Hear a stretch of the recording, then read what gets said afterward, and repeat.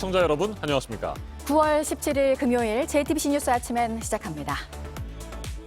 제14호 태풍 찬투가 이 시각 제주도에 가장 가깝게 붙어서 일본 쪽으로 이동하고 있습니다. 중심 부근에서는 초속 29m의 강풍이 불고 있고 제주도에는 시간당 50mm 안팎의 많은 비가 쏟아지고 있습니다. 오늘 오후 대한해협을 통과할 때까지 강도 중의 세력을 그대로 유지할 것으로 보입니다. 본격적인 영향권에 들어가면서 제주에서는 도로와 농경지가 물에 잠기고 가로등이 쓰러지는 등의 피해가 잇따르고 있습니다. 제주와 남해안 지역의 이 시각 태풍 상황을 현장 취재기자 연결해서 전해드리겠습니다. 코로나19 백신 접종의 속도가 붙으면서 1차 접종률이 이르면 오늘, 늦어도 내일이면 70% 선을 돌파할 것으로 보입니다. 오늘부터는 잔여 백신으로도 2차 접종이 가능합니다. 오늘 0시 기준 신규 확진자 수는 사흘째 2,000명 안팎에 이를 전망입니다. 대장동 개발 특혜 의혹과 관련해 이재명 경기지사 측과 야당 간의 공방이 거세지고 있습니다. 감사원을 포함해 해당 지자체인 성남시와 경기도에서도 이 의혹을 들여다본 감사는 없었던 것으로 파악됐습니다. 코로나19로 생활고에 시달리다가 세상을 떠난 자영업자들을 추모하는 합동 분향소가 어젯밤 서울 여의도 국회의사당 부근에 마련됐습니다. 분향소 설치를 불법 집회로 판단하는 경찰과 대치한 자영업자들이 임시 분향소를 설치했습니다. 정치인 등 추모객들의 발길이 이어지고 있습니다. 아프가니스탄 철군 뒤 중국을 견제하는 데 집중하고 있는 미국이 영국과 함께 호주의 핵 잠수함 기술을 지원하기로 했습니다. 이에 반발하고 있는 중국은 러시아 등과의 협력체 회의를 여는 등 맞대응에 나섰습니다. 제14호 태풍 찬투가 이 시각 제주도 서귀포 남쪽 해상을 지나고 있습니다. 제주도에 가장 가깝게 붙어서 일본 쪽으로 이동하는 조금 전 7시부터 아침 8시 사이, 그러니까 지금이 이번 태풍의 최대 고비가 될 것으로 보입니다. 태풍의 중심 부근에서는 초속 29m의 강풍이 불고 있습니다. 크기는 소형이지만 여전히 중급의 강도를 유지한 채 제주도에 시간당 50mm 안팎의 많은 비를 뿌리고 있습니다. 한라산 일대에는 최근 닷새 동안 1,100mm가량의 폭우가 쏟아졌습니다. 네, 태풍특보가 역시 내려진 남해안 지역으로도 비바람이 강해지고 있습니다. 제주도는 오늘 오전까지, 남해안 쪽으로는 오후까지 강한 비바람이 이어질 것으로 예상되는데요. 먼저 태풍 이동 상황부터 이재승 기자가 전해드리겠습니다. 제14호 태풍 찬투가 제주도에 가까워질수록 점점 더 속도를 내고 있습니다. 오늘 새벽 4시 기준 제주 서귀포 남쪽 약 90km 해상에서 시속 18km의 속도로 올라왔습니다. 중심 부근은 초속 29m의 바람이 부는 중급 강도를 유지하고 있습니다. 오늘 아침 7시에서 8시 사이 제주도에 가장 가깝게 접근한 뒤 오후엔 대한해협을 통과하겠습니다. 오늘 저녁엔 일본에 상륙하겠고 내일 새벽 3시쯤 온대 저기압으로 약화돼 소멸하겠습니다. 태풍이 애초 예상보다는 한반도에서 더 남쪽으로 떨어져 이동하지만 대한해협을 통과할 때까지 지금의 강력한 세력을 유지할 것으로 보입니다. 태풍을 사이에 두고 위쪽에 자리 잡은 고기압의 회전과 아래쪽 고기압 회전이 맞물려 힘을 실어주기 때문입니다. 게다가 태풍이 지나가는 곳에 해수면 온도가 26.5도로 높아 태풍에 공급되는 에너지도 충분합니다. 태풍이 통과하면서 제주도는 오늘 오전까지, 남해안은 오늘 오후까지 강한 비바람이 예상됩니다. 제주 한라산 일대는 최근 닷새 동안 많게는 1,100mm가량의 폭우가 쏟아졌는데 앞으로 150mm의 비가 더 내리겠습니다. 경남권 해안에도 최고 120mm의 비가 예상됩니다. 간판이 날아가거나 지붕이 부서질 정도의 유력인 초속 30m 안팎의 강풍도 불면서 주의가 필요합니다. 태풍이 물러간 뒤 이번 추석 연휴 초반에는 비교적 맑은 날씨가 이어지겠습니다. 하지만 다음 주 화요일 추석 당일에는 전국에 비가 내리겠습니다. JTBC 이재승입니다. 자, 그러면 태풍 찬투가 지금 가장 가까이 접근한 제주의 상황을 살펴보겠습니다. 강풍과 폭우가 이어지고 있어서 피해가 우려됩니다. 서귀포 법환포구에 나가 있는 취재 기자를 연결합니다. 박병영 기자, 초속 29m의 강풍과 시간당 50mm 안팎의 비가 이어지고 있다고 앞서 이재승 기자 리포트에서 전해드렸는데 지금 상황은 어떻습니까? 네, 맞습니다. 지금 제주에는 밤사이 강한 비와 센 바람이 이어졌습니다. 지금은 비는 잠시 소강 상태를 보이고 있지만 바람은 여전히 세게 불고 있습니다. 지금 제 뒤로 보는 것처럼 파도가 세게 치는 것을 볼 수 있습니다. 기상청에 따르면 제가 있는 이곳 서귀포 일대에 100mm 가까운 비가 내렸습니다. 지난 월요일부터 오늘 새벽까지 닷새 동안 한라산 일대엔 1,100mm에 가까운 폭우가 쏟아졌습니다. 이 한라산 일대는 앞으로도 150mm 가까운 비가 더 내릴 것으로 예보가 됐습니다. 네, 태풍이 당초 예상보다 일찍 제주도에 접근했다고 들었습니다. 어느 정도나 빨라졌습니까? 원래는 오전 8시쯤 이곳 서귀포 일대 40km 부근에 접근할 것으로 예상이 됐습니다. 하지만 바뀐 예보대로라면 태풍이 가장 가까운 시점은 지금입니다. 태풍은 지금 이곳 서귀포 일대 동남쪽 40km 부근을 지나고 있습니다. 오전 9시가 되면 제주 동쪽 80km 부근을 지나 대한해협을 거쳐 일본으로 빠져나갈 것으로 보입니다. 네, 비바람이 거세서 혹시 인명피해가 발생하지 않을까 많은 분들이 밤새 걱정했습니다. 지금까지 파악된 피해 상황 있습니까? 다행히 인명피해는 발생하지 않았습니다. 다만 비로 인해 서귀포시 일부 도로가 물에 잠기는 일이 벌어졌습니다. 제주시에선 밭이 물에 잠기고 강한 바람으로 가로등이 쓰러지기도 했습니다. 태풍이 아직 제주 지역을 다 빠져나간 건 아니기 때문에 긴장을 놓아선 안 될 것으로 보입니다. 추석 연휴를 앞두고 오늘 오후부터 귀성객들의 이동이 시작될 것으로 예상되는데 제주를 오가는 하늘길과 바닷길의 상황은 지금 어떻습니까? 하늘길과 바닷길 모두 막혔습니다. 어젯밤 8시 이후 제주를 오고 가는 항공편은 15편이 모두 결항했습니다. 여객선 같은 경우에는 이틀 동안 아예 운행을 멈춘 상태입니다. 오늘 오전까지는 하늘길과 바닷길 모두 운행에 차질이 생길 것으로 보입니다. 끝으로 지금 제주도에 계시는 분들은 어떤 점들을 특히 주의해야 할까요? 특히 하천과 해안가, 산간 지역의 접근을 피해야 합니다. 밤사이 한라산 백록담엔 최대 풍속 초속 30m 이상의 돌풍이 불기도 했습니다. 여전히 태풍의 세기가 줄어들지 않고 있습니다. 제주에 있는 관광객과 주민들분들은 재난방송을 보면서 최대한 안전한 곳으로 피해야겠습니다. 지금까지 제주 서귀포시 법한포구에서 JTBC 박병현입니다.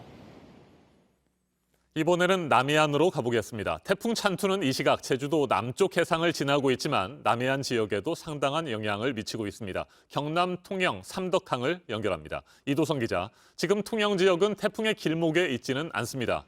비바람의 상황 어떻습니까? 일단 어젯밤부터 비가 조금씩 내리기 시작해서 오늘 새벽 그리고 아침까지 비가 세차게 내렸습니다. 지금은 그나마 비가 조금씩 잦아들고 있는 상황이긴 한데요. 이 남해안 지역에는 많게는 80mm 그리고 경남 내륙도 60mm 정도 되는 꽤 많은 비가 내릴 것으로 예상이 되고 있습니다. 그리고 남해안 일부 섬 지역에서는 많게는 150mm가 넘는 비가 세차게 내릴 것으로 보입니다. 그리고 제 뒤로 보이는 것처럼 배들이 정박해 있습니다. 경남 항포구 지역에는 14,000여 대 어선이 태풍에 대비해 피항한 상태입니다. 네, 경남 지역 곳곳에는 오늘 새벽 태풍주의보를 비롯한 태풍특보가 발령됐습니다. 피해 입지 않도록 철저한 대비가 필요해 보이는데 준비하고 있겠죠? 네, 태풍은 시간이 지나면서 남해상과 가까워지고 있습니다. 그래서 오늘 새벽 4시쯤부터 경남 시군 6개 시군에 지금 태풍주의보가 내려진 상태입니다. 다른 지역으로도 태풍특보가 확대될 가능성이 아주 큰 상황인데요. 오후 3시 부산 남쪽 150km 부근 해상을 지나 일본으로 향할 때까지 오늘 오후까지는 태풍의 영향이 클 거기 때문에 상당히 주의하셔야겠습니다. 태풍이 일본 쪽으로 완전히 빠져나가는 오후 시간이 돼서야 그때까지는 마음을 놓을 수 없는 상황입니다. 경남과 전남 지역 해안가에는 높은 파도까지 치고 있어서 걱정입니다. 특히 만조 시기와 겹치기 때문에 저지대 침수 피해도 우려되는 상황 아니겠습니까? 네, 맞습니다. 제가 와 있는 통영을 비롯한 거제, 경남 남부 해안 지역은 조금 전인 오전 6시부터 7시까지 그리고 해남 등 전남 해안 지역도 바로 지금 이제 오전 7시부터 8시까지 만조 시간입니다. 바닷물이 가장 많이 크게 올라가는 그런 시간인데요. 바람이 강해지면서 파고는 최대 6m까지 예상이 되고 있습니다. 그렇기 때문에 이로 인한 피해에 특히나 유의하셔야겠는데요. 지자체들도 태풍에 대비해 비상근무 체제에 들어갔습니다. 해안가 저지대를 중심으로 물에 잠길 것으로 예상이 되는 즉시 주민들을 대피시킬 계획입니다. 지금까지 경남 통영 삼덕항에서 JTBC 이도성입니다. 제14호 태풍 찬투가 제주 남쪽 해상까지 올라온 뒤 점점 더 속도를 내고 있습니다. 밤사이 제주도에 시간당 50mm 안팎의 물폭탄을 떨어뜨렸고 이 시각 일본 쪽으로 향하고 있습니다. 태풍 소식 취재 기자와 좀 더 자세하게 살펴보겠습니다. 이재승 기자, 현재 태풍 찬투 정확히 어디쯤에 있습니까? 네, 가장 최근에 들어온 태풍 정보를 보면 오늘 아침 7시를 조금 넘긴 시간에 서귀포 남동쪽 약 80km 해상을 지나고 있다라는 그런 내용이 조금 전에 제가 지금 막 문자로 받았습니다. 그렇기 때문에 7시 조금 이른 시간, 7시를 전후한 시간에 가장 가깝게 태풍이 제주도를 통과했다라고 볼 수가 있고요. 현재 시속 약 21km 정도의 속도로 이동 중이고 중심 부근엔 여전히 초속 29m의 강풍이 불고 있습니다. 제주를 비롯한 남해 전 해상과 전남 남부 또 경남 해안에는 태풍특보가 발효 중입니다. 네, 제주도와 남해안 일대가 지금 태풍의 직접 영향권에 있다고 볼 수 있는데 비바람이 가장 거센 곳은 어디입니까? 네, 일단은 태풍이 가장 가깝게 통과를 하고 있는 제주도라고 볼 수가 있습니다. 지난 월요일부터 오늘 아침까지 닷새 동안 제주도 진달래밭에는 1,170mm의 폭우가 쏟아졌습니다. 도심 지역인 서귀포 시내에도 닷새 동안 510mm가량의 많은 비가 내렸습니다. 제주는 오늘 오전까지 최고 150mm, 경남 해안은 오늘 오후까지 120mm의 비가 더 쏟아지겠고 또 천둥, 번개가 치는 곳도 있겠습니다. 이 태풍이 몰고 온 바람도 주의를 해야 하는데요. 제주도 일대는 초속 20에서 30m 안팎의 매서운 바람이 불고 있고 통영 같은 경우 초속 23m, 부산 5, 6도도 초속 18m의 최대 순간 풍속을 기록하고 있습니다. 네, 지금 제주도 남쪽 해상을 지나고 있는 태풍은 잠시 후에 경남 남해안 지역에도 영향을 크게 미칠 것으로 보이는데 예상 진로는 어떻습니까? 네, 태풍이 가장 가깝게 제주를 지나는 시기 바로 지금입니다. 그리고 오전 9시쯤에는 제주 서귀포 동쪽 약 100km 해상까지 벗어날 것으로 보입니다. 그리고 오후 3시쯤엔 부산 남쪽 약 150km 해상을 통과하겠습니다. 이동 속도는 점점 빨라져서 시속 30km가 넘는 속도로 오늘 저녁에 일본에 상륙한 뒤 내일 새벽에 소멸하겠습니다. 네, 태풍이 당초 예상보다는 한반도에서 더 아래쪽, 남쪽으로 지금 치우쳐서 이동을 하고 있습니다. 대한해협을 통과할 때까지 지금의 중급 정도의 세력을 유지한다고 하는데 그 이유는 뭡니까? 네, 원래 이 제주도까지 올라온 뒤에 그 좁은 지역인 대한해협을 통과하게 되면 아무래도 이 부딪히는 곳이 많다 보니까 태풍의 위력이 감소하게 됩니다. 그런데 태풍 찬투는 상황이 조금 다른데요. 태풍의 위쪽과 아래쪽에 자리 잡은 고기압이 맞물려 회전하면서 태풍이 시계 반대 방향으로 회전하는데 힘을 실어주고 있습니다. 게다가 이 태풍이 지나는 이 제주도 남쪽 해상의 해수면 온도를 보면 26.5도를 유지하면서 태풍의 세력도 계속해서 유지시켜주고 있는 그러한 상황입니다. 네, 태풍 소식은 일단 여기까지 정리를 하고요. 잠시 후에 현장 상황 또 다시 한번 살펴보도록 하겠습니다. 이재승 기자 수고했습니다.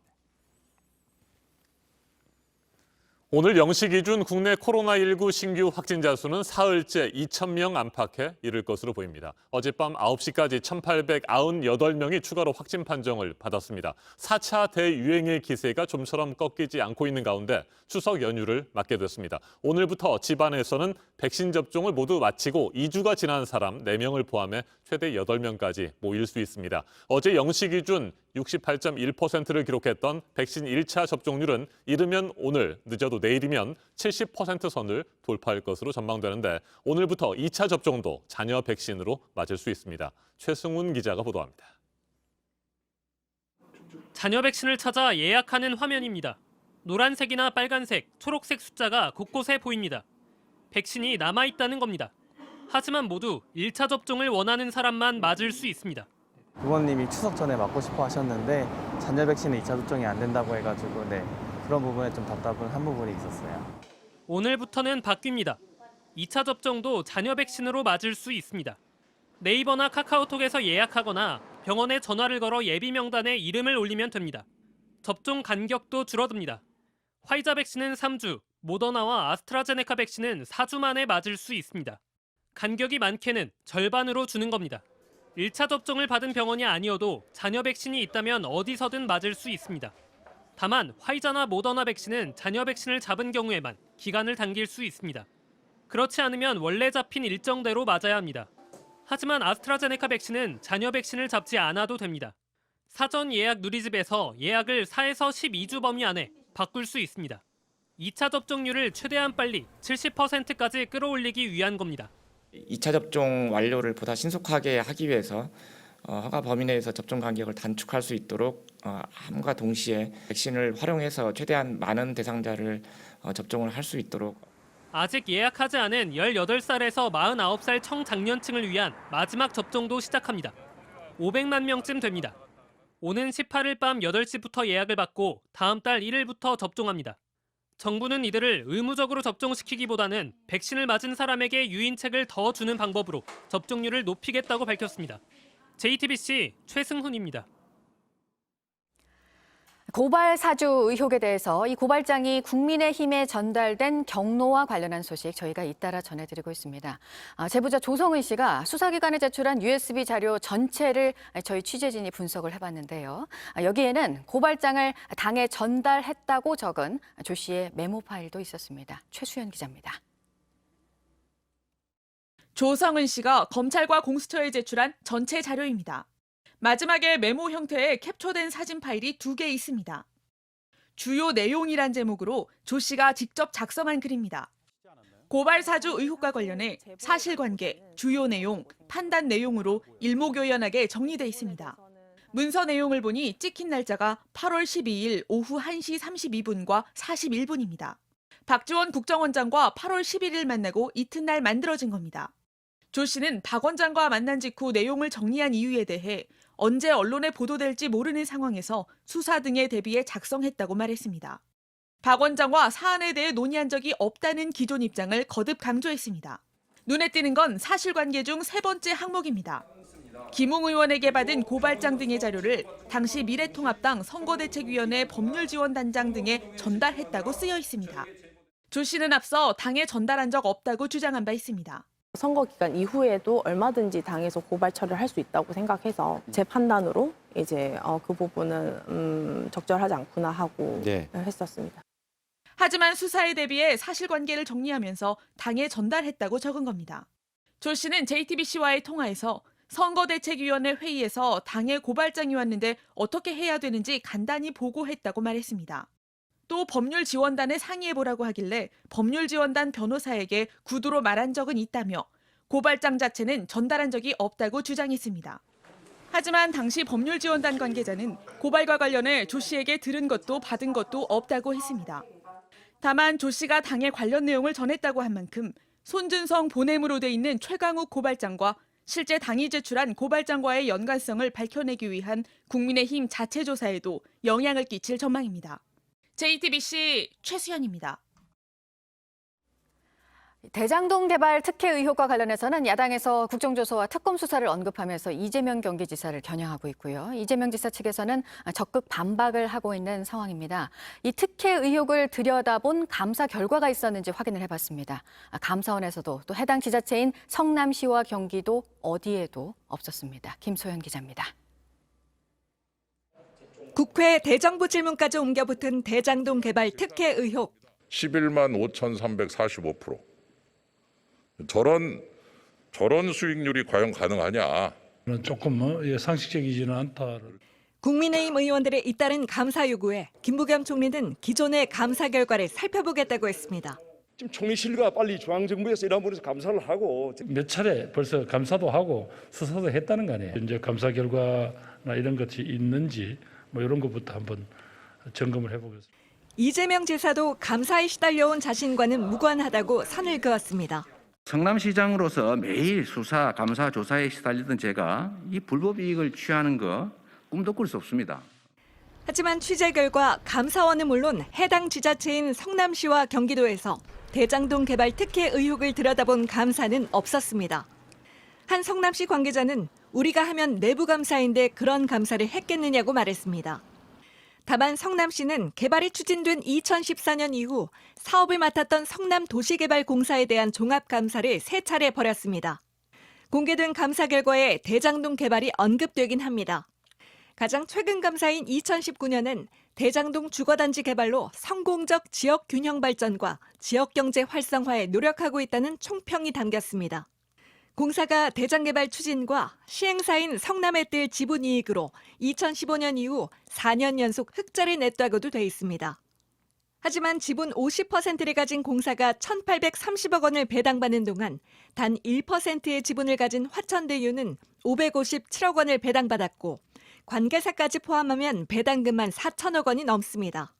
JTBC 김소현입니다. 네, 그야말로 치열하게 대립하고 있는 미국과 중국 상황도 보겠습니다. 중국을 견제하는 데 집중을 하고 있는 미국이 이번에 영국, 호주와 새로운 안보 협의체를 만들기로 했고 이에 따라서 호주가 핵 잠수함 관련 기술을 지원받게 됐는데요. 지역 안정을 해치는 거라고 반발하고 있는 중국도 미국을 견제하려는 움직임을 이어가고 있습니다. 임종주 특파원이 전해드리겠습니다. 미국과 영국, 호주 3국 정상이 화상 기자회견을 통해 새 안보 협정을 발표했습니다. 세 나라의 이름을 딴 안보 협의체 오커스 출범입니다. AUKUS, our nations will update and enhance our shared ability to take on the threats of the 21st century. 1차 과제는 호주군 전력을 미국과 영국군 수준에 가깝게 최대한 끌어올리는 것입니다. 이를 위해 호주가 핵추진 잠수함을 갖출 수 있게 지원하기로 했습니다. 핵추진 기술은 미국이 1958년에 영국과만 단 한 번 공유했을 정도로 민감한 핵심 정보입니다. The first initiative under AUKUS is our shared ambition to support Australia acquiring nuclear-powered submarines for the Royal Australian Navy.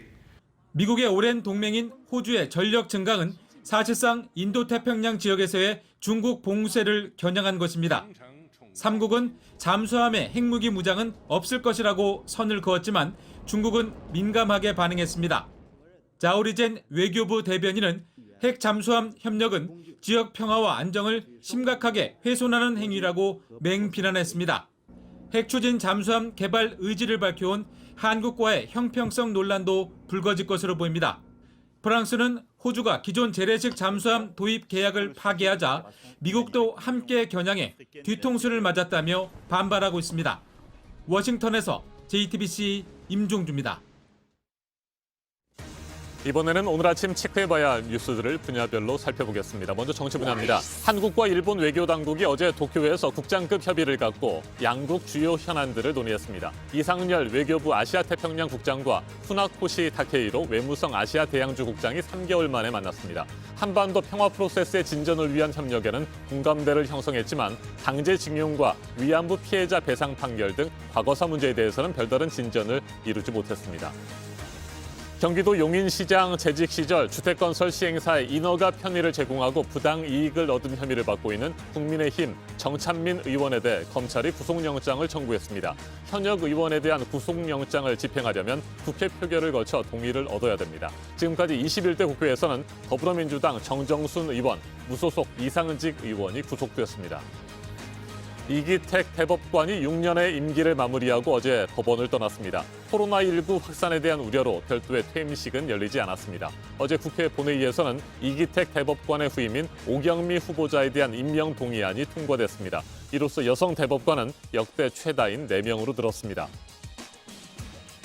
지난해 중앙정부가 73조 원에 육박하는 역대 가장 큰 적자를 냈는데 코로나 위기 여파가 컸습니다. 재난지원금 같은 각종 코로나 관련 지원금을 지급하면서 정부 지출은 늘어났고 역시 코로나로 기업들 실적이 안 좋아지면서 조세 수입은 줄어섭니다.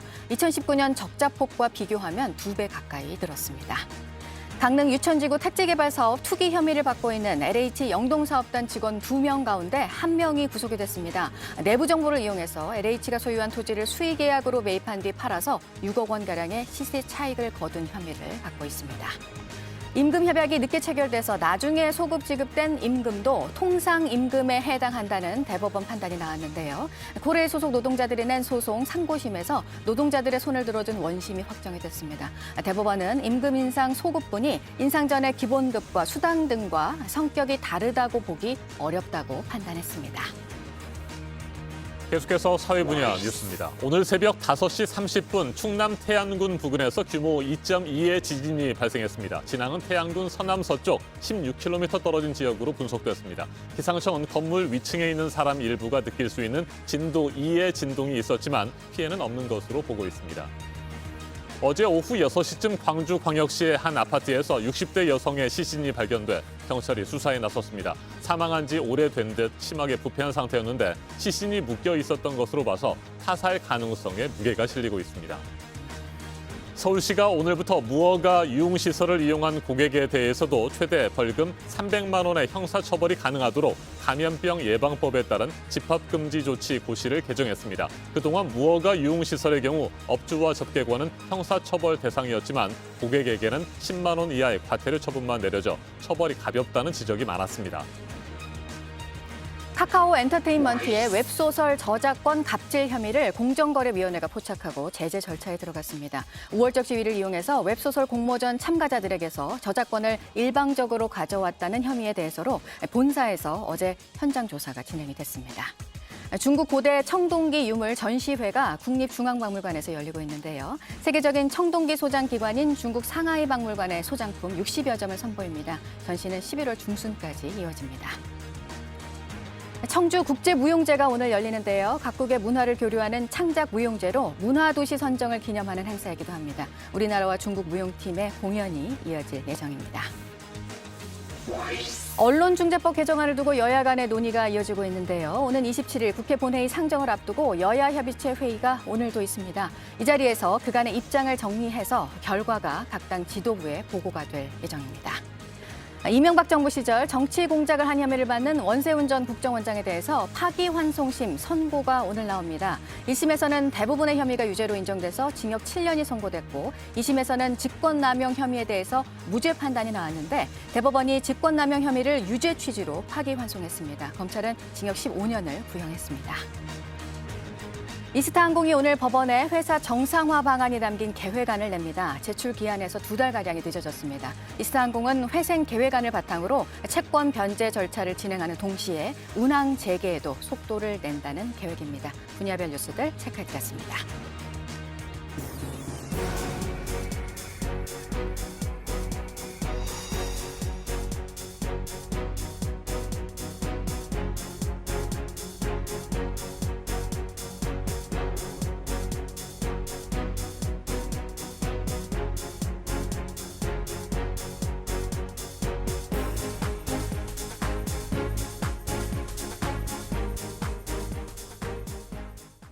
네, 금요일 아침입니다. 7시 45분 지나고 있습니다.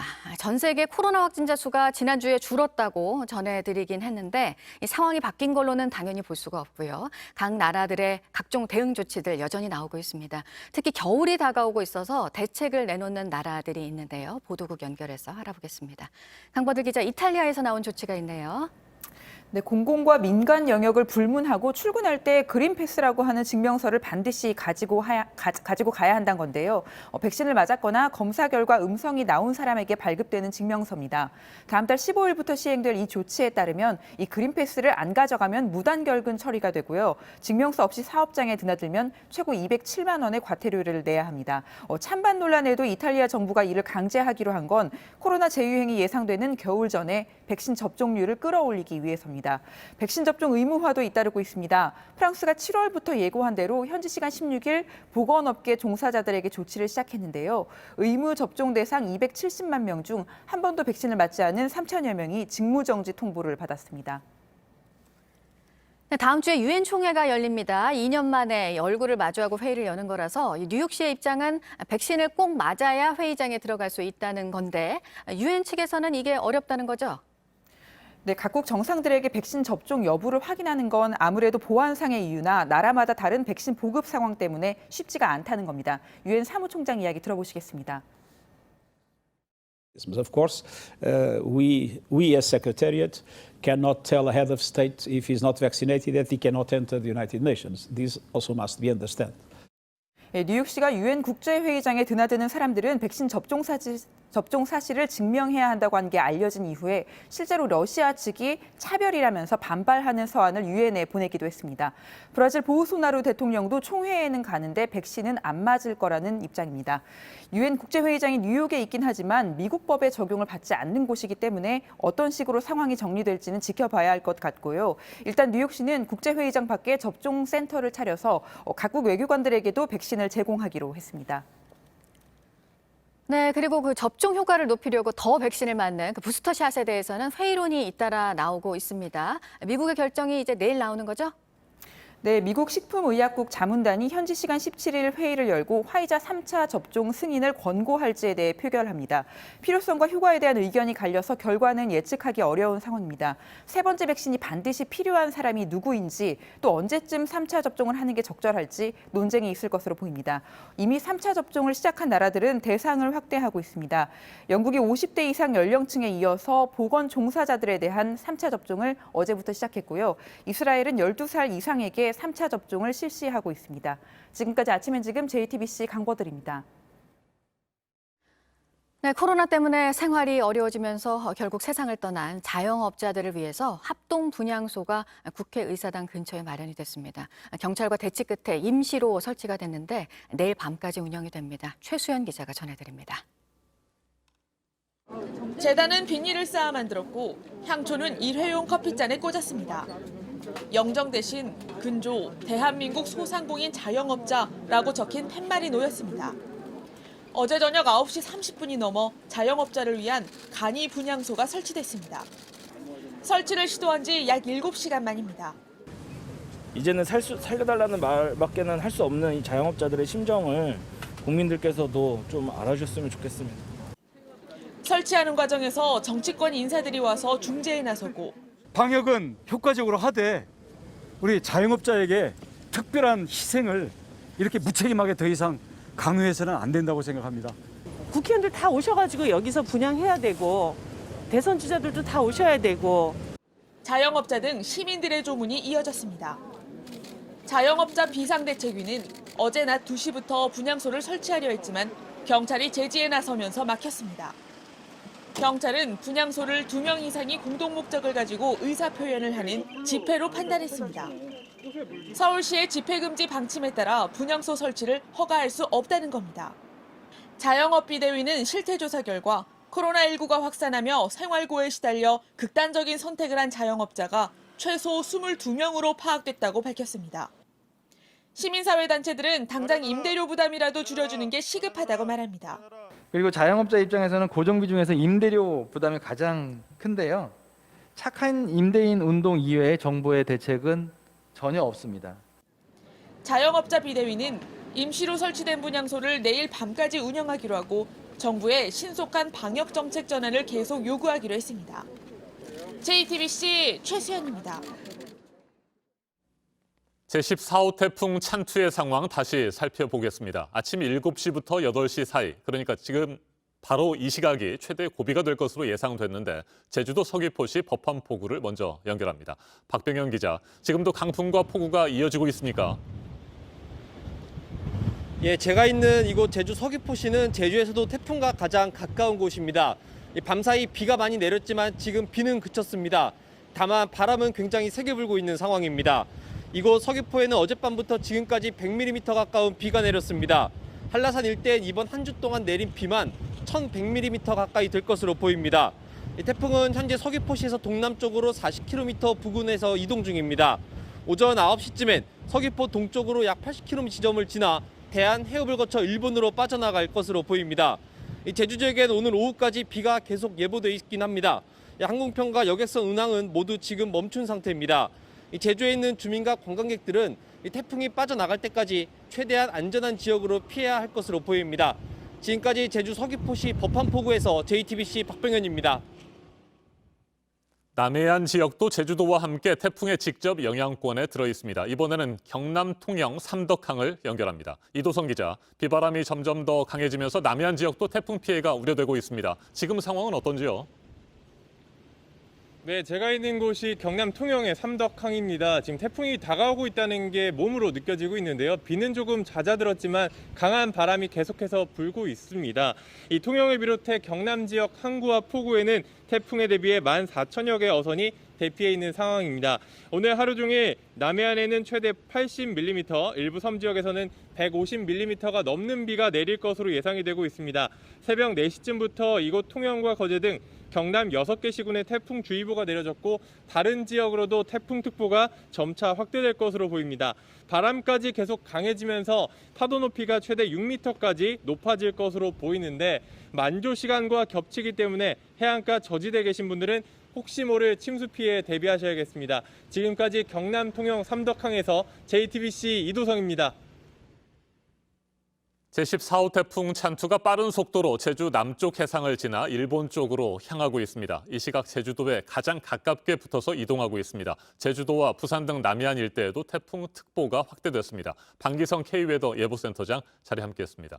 어서 오십시오. 네, 안녕하세요. 네, 센터장님, 태풍 찬투 지금 정확히 어디쯤에 있습니까? 바로 제주 남쪽에 있습니다. 7시 현재 제주 남남동쪽 60km 해상이거든요. 네. 여기서 또 방향을 바꿔서 이제 동쪽으로 나갑니다. 그러니까 7시 현재가 가장 최근접으로 보고 있고요. 지금서부터는 이제 부산 쪽으로 그대로 동진해 나갈 것으로 예상을 하고 있습니다. 한때 초강력 태풍으로 발달하지 않았습니까? 네, 지금 그렇습니다. 위력은 어떻습니까? 지금은 저 최대 풍속이 29m, 그러니까 중정도의 강도죠. 네. 크기는 소형이고요. 많이 네. 약화됐습니다. 태풍의 움직임을 보면요, 이번에는 상당히 이례적이다 이런 평가를 받고 있습니다.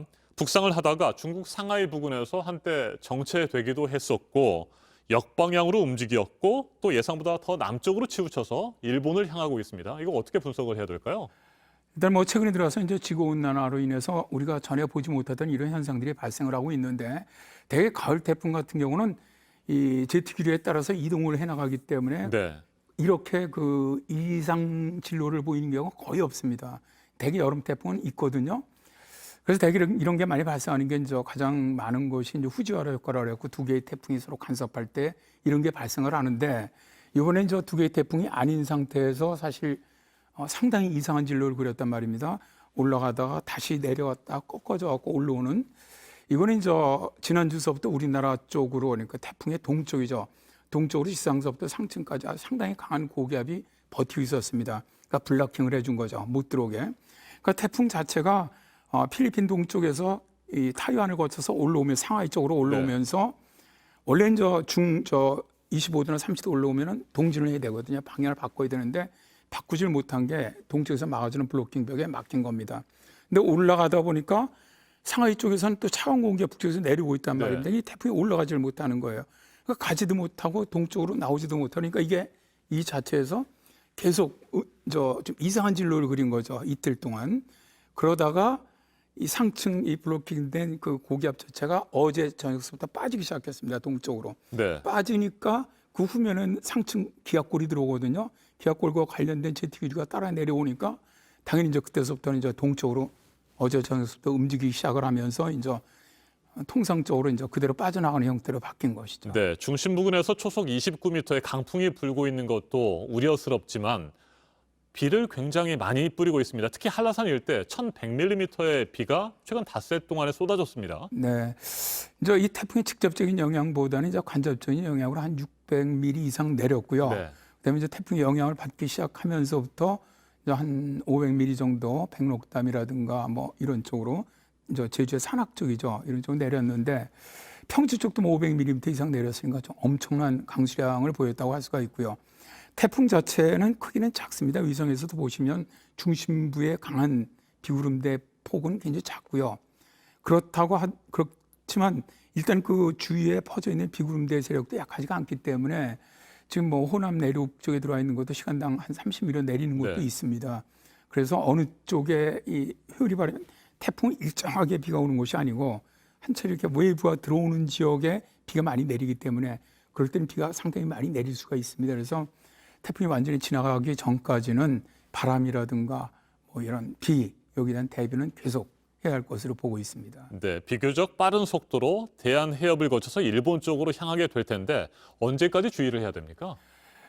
일단 오늘 밤 9시 정도면은 거의 부산 동쪽 멀리 동쪽으로 빠져갖고 일본 혼슈의 서쪽 육지 쪽으로 거의 상륙할 것으로 보고 있습니다. 그러니까 일단 저 이동을 해나가다 보면 지금까지는 거의 이동하는 사이에 우리 태풍의 세력이 약화되지 않습니다.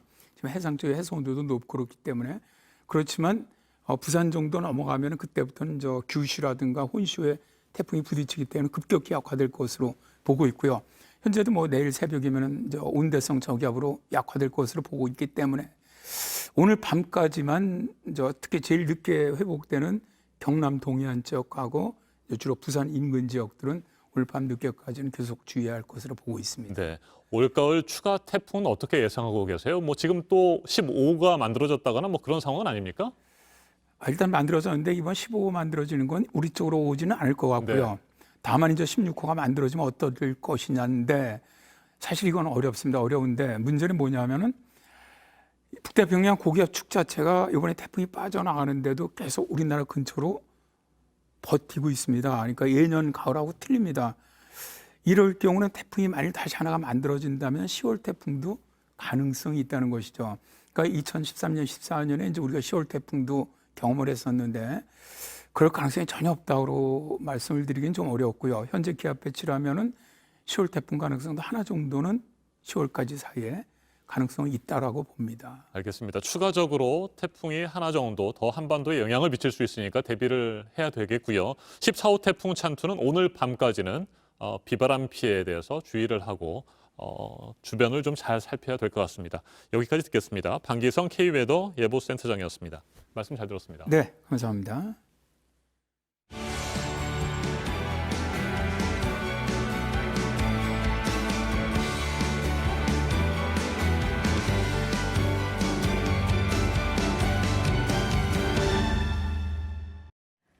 탑승자 모두가 민간인인 우주선이 지금 우주 공간에 있습니다. 사흘 동안 우주 관광을 하게 되는데 첫날 지구를 5바퀴 넘게 돌았습니다. 홍희정 특파원입니다. 우주복을 갖춰 입은 민간인 4명이 나란히 우주선 좌석에 앉았습니다. 잠시 후 우주선 캡슐 크루 드래곤이 어둠을 뚫고 하늘 높이 솟아오릅니다. 인스피레이션4란 이름이 붙여진 민간 우주 관광입니다. 로켓 메인 엔진과 캡슐이 순차적으로 분리되며 성공적인 궤도 비행에 들어갔습니다.